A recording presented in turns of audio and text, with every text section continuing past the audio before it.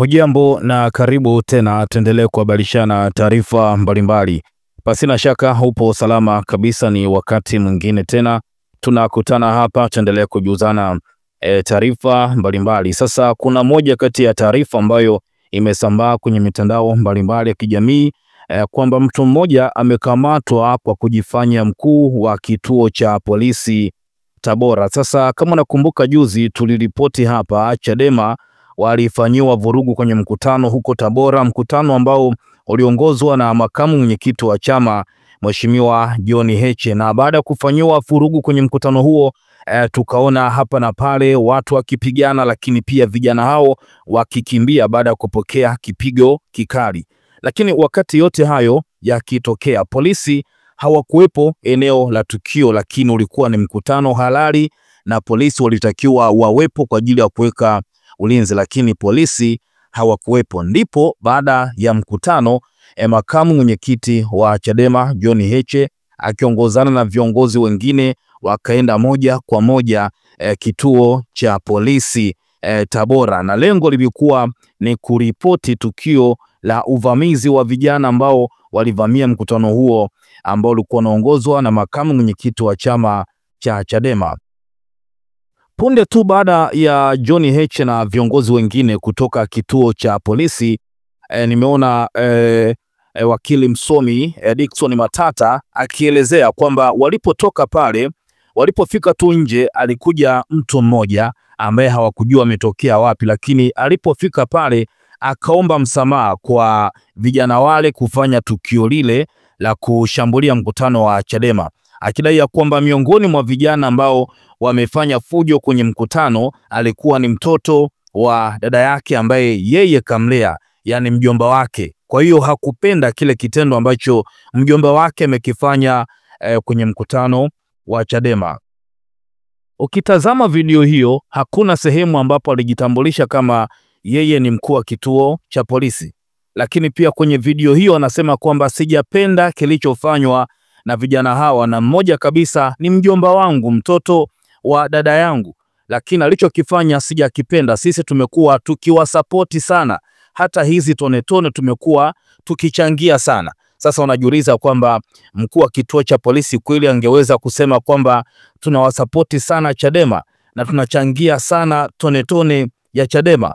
Kwa hiyo ni kitu ambacho kilikuwa ni kigumu, lakini kwenye video hiyo hakuna sehemu ambapo mtu huyo amesema kwamba yeye ni mkuu wa kituo cha polisi. Sasa baada ya kukamatwa, tumeona John Heche akiandika mambo mengi, lakini pia akidai ya kwamba jeshi la polisi kuna kitu wanaficha, lakini pia basi lijitokeze hadharani liseme waliofanya fujo kama wamechukuliwa hatua, wamekamatwa na vitu vingine, lakini wamejaribu kupeperusha upepo na kumkamata mtu asiyehusika na vurugu na kumpa kesi ambayo hajafanya na wala hajahusika na kitu chochote.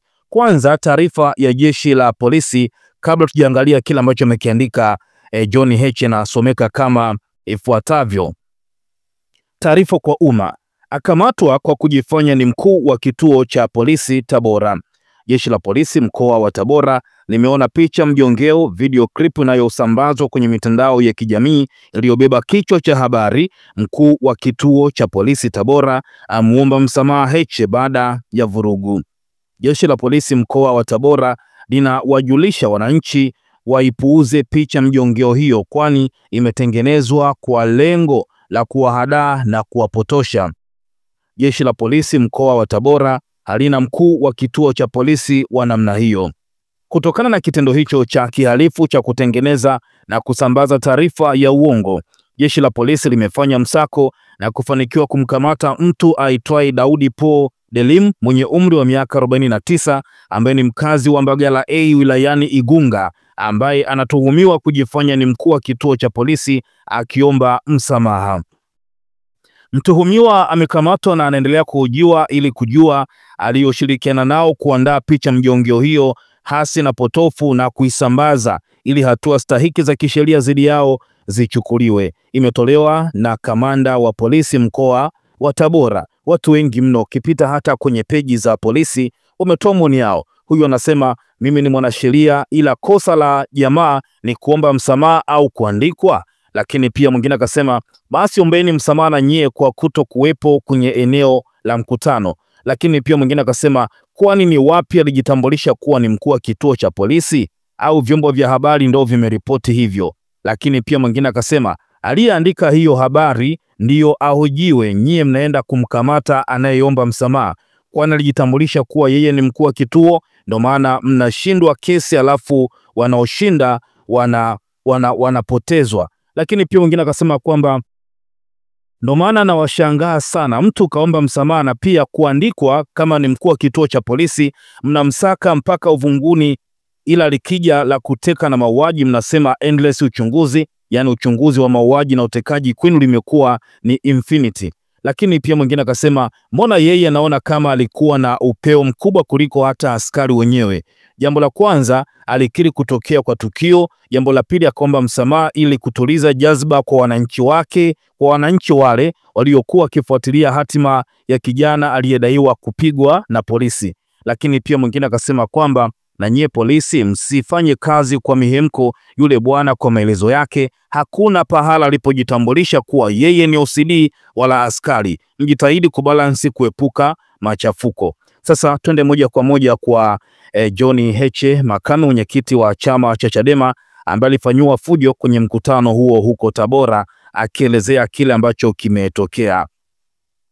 John Heche kwanza ameambatanisha na taarifa ambayo ilipostiwa na ITV Tanzania, ITV Digital, na kichwa cha habari kilikuwa kinasomeka aliyejifanya mkuu wa polisi akamatwa. Heche akaandika, huyu bwana aliongea na mimi, hakuna sehemu yoyote kwenye mazungumzo aliposema kuwa yeye ni polisi.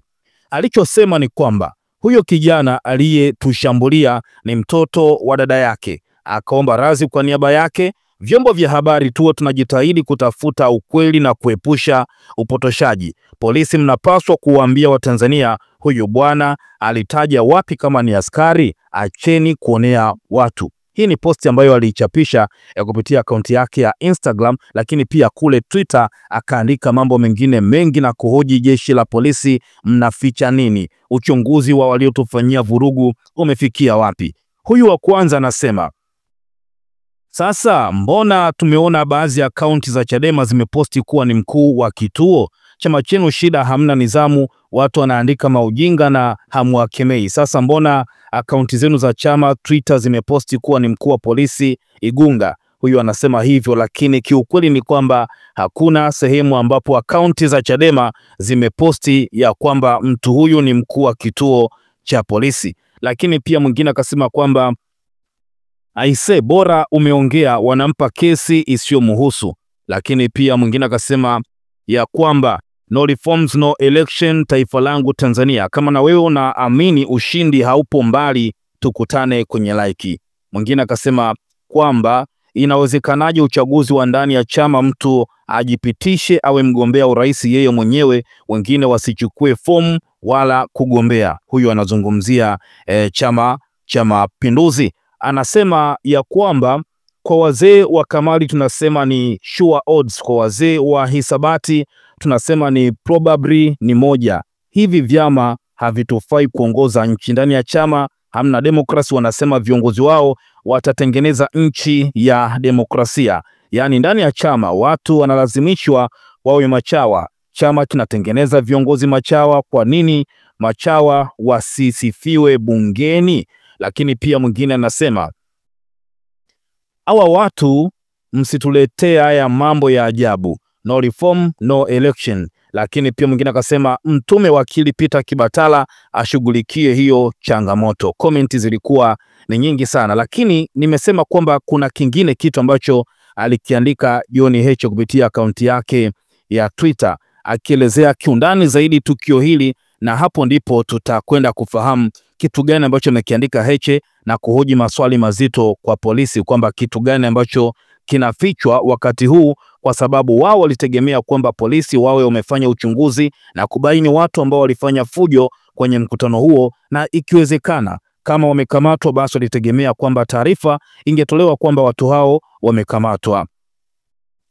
Kupitia akaunti yake ya zamani Twitter, makamu mwenyekiti wa chama cha Chadema John Heche ameandika mambo mengi. na kitu cha kwanza ambacho amekiandika kufuatia tukio hili baada ya kijana huyo kukamatwa, ni mtu mzima, ameandika RPC Tabora aache upotoshaji. Hakuna sehemu yeyote wala wakati wowote kwenye mazungumzo huyu bwana alijitambulisha kama ni askari. Huyu aliomba radhi kwa niaba ya mtoto wa dada yake ambaye ndiyo alitushambulia kwa mawe. RPC aeleze kwa nini hawakuwepo kutoa ulinzi wakati wa mkutano mpaka kufikia wahuni kutoka CCM kutushambulia. Huyu bwana alionyesha ustaarabu wa hali ya juu kwa kukiri kosa la mtoto wa dada yake na kumuombea radhi. Anachofanya RPC ni kuficha madhaifu yao na kutwisti ukweli wa mambo. Anasema alichokifanya RPC ni kutwisti ukweli wa mambo na kuficha madhaifu yao. Watu wengi wametoa maoni yao. Huyu wa kwanza anasema kwamba samahani kiongozi, kwa hali ilivyo kwa sasa kwenye nchi yetu, hata kitendo cha kusema na changia tone tone na na support linaonekana ni kosa, na shauri hasaidiwe. Mwingine akasema ya kwamba polisi wetu wana umeme mdogo sana kiukweli, maana hata mimi jana nilijaribu kuskani jamaa hakusema sehemu yoyote ile mkutanoni kwamba yeye ni polisi, lakini polisi hawakuwepo mkutanoni hapo, nikajua nimelishwa matango poli na waandishi wa habari leo kakamatwa. Lakini pia mwingine anasema kwamba kama ulijua sio polisi, kwa nini ulikaa kimya muda wote? Video na sambaa kwenye mitandao na hukuzungumza jambo lolote mpaka jamaa kakamatwa, mpaka polisi umetoa taarifa ndio unaibuka. Acha unafiki, unapenda kiki za kitoto sana. Mwingine akasema ya kwamba yani huyu mkuu wa polisi anakamata mtu ambaye hana kosa lolote, maelezo yake tu ni ushahidi tosha kama huyu hana hatia.